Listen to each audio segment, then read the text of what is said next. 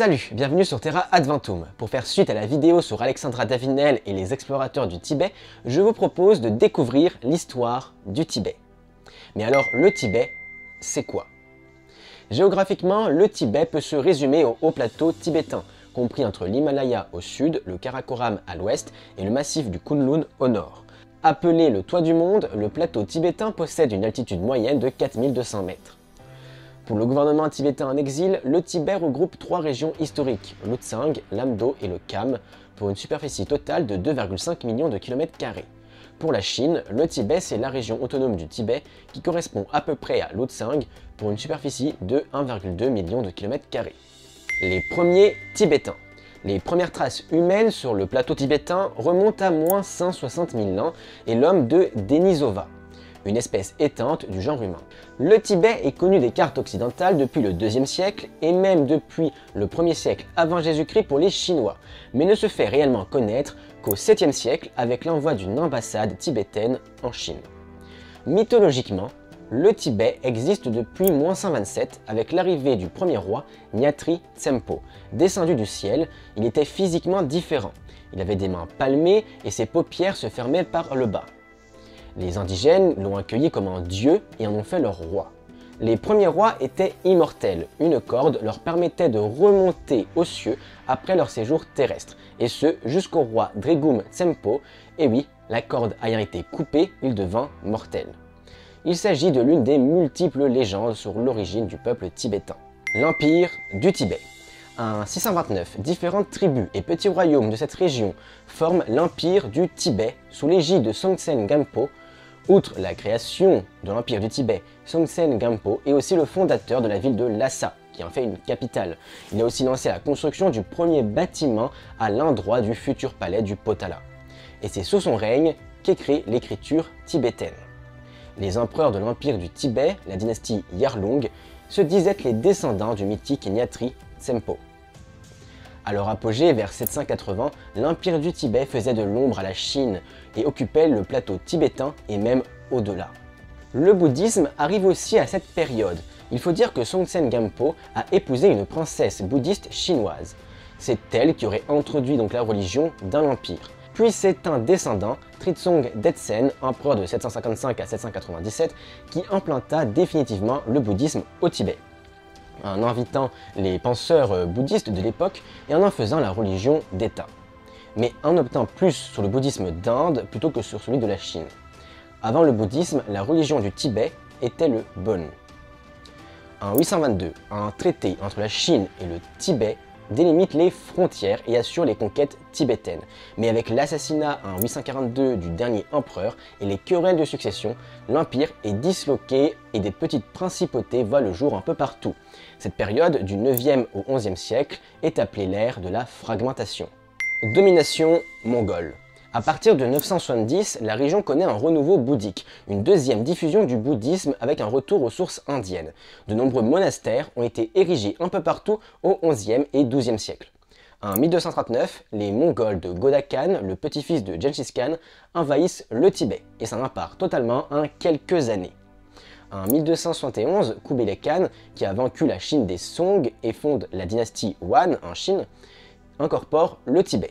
La période mongole est marquée par la domination de l'école Sakyapa, l'une des principales branches du bouddhisme tibétain.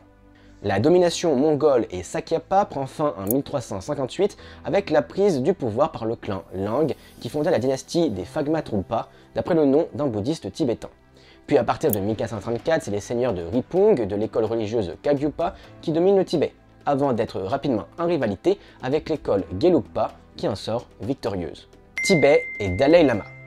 En 1578, Sonam Gyatso, le troisième abbé du monastère de Drepung, issu de l'école Gelugpa, reçoit d'Alta Khan, un chef mongol, le titre de Dalai Lama. Le mot Dalai vient du mongol et veut dire océan, comme le mot Gyatso en tibétain veut le dire. Le terme de lama désigne les maîtres réincarnés du bouddhisme, car effectivement, le Dalai Lama est, d'après la croyance Gelugpa, un moine réincarné. Ainsi, chaque Dalai Lama est la réincarnation du précédent. Sonam Gyatso, qui obtient ce titre en premier, n'est cependant que le troisième Dalai Lama. Les 2 abbés du monastère de Drepung avant lui sont nommés à titre posthume premier et deuxième Dalai Lama. À la mort de Sonam Gyatso en 1588, sa réincarnation, le 4e Dalai Lama, est un proche d'Alta Khan. Le Tibet est officiellement unifié à partir de 1642 grâce au 5e Dalai Lama, Lobsang Gyatso, surnommé le Grand 5e, le premier véritable chef spirituel du Tibet. C'est lui qui a établi la capitale tibétaine à Lhasa et lança la construction du palais du Potala. C'est aussi lui, avec l'aide du chef mongol Gushi Khan, qui créa le gouvernement tibétain, le Ganden Phodrang. Le 6e Dalai Lama, qui a vécu de 1683 à 1706, ne s'intéressait pas à la vie monastique et gouvernementale, préférant les arts et la poésie. C'est pourquoi en 1705, le chef mongol, petit-fils de Gushi Khan, Lanzang Khan, envahit le Tibet et destitue Tenzing Gyatso, donc le 6e Dalai Lama, qui meurt en captivité. Les Mongols de Lanzang Khan occupent Lhasa et tentent d'investir un nouveau Dalai Lama, mais les Tibétains refusent et font appel aux Dzongars. C'est un autre peuple mongol qui réussissent à tuer la Dzang, mais s'emparent à leur tour de la capitale. Le problème est réglé par une intervention chinoise en 1720 et un nouveau Dalai Lama est mis en place, le 7e, qui reconnaît la Chine comme protecteur. Cela va même plus loin, le Tibet est sous tutelle chinoise. Il n'est pas vraiment incorporé à l'empire des Qing, mais c'est tout comme, et ce jusqu'en 1911. La domination mongole est remplacée par la domination chinoise. De 1788 à 1793, le Tibet est envahi par les Gourkhas, le royaume du Népal. Ceux-ci sont victorieux au début, mais la Chine intervient et les chasse. Au XIXe siècle, le Tibet s'isole des pays occidentaux, en interdisant leur venue sur le territoire. Pourtant, en 1811, l'explorateur britannique Thomas Manning est le premier occidental à rentrer dans Lhasa et à rencontrer le Dalai Lama.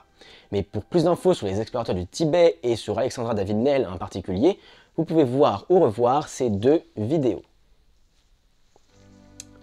À la fin du 19e, les Britanniques qui ont un grand empire au sud du Tibet, l'empire des Indes britanniques, ont conquis le Sikkim en 1890 et cherchent à intégrer, au moins commercialement, le Tibet.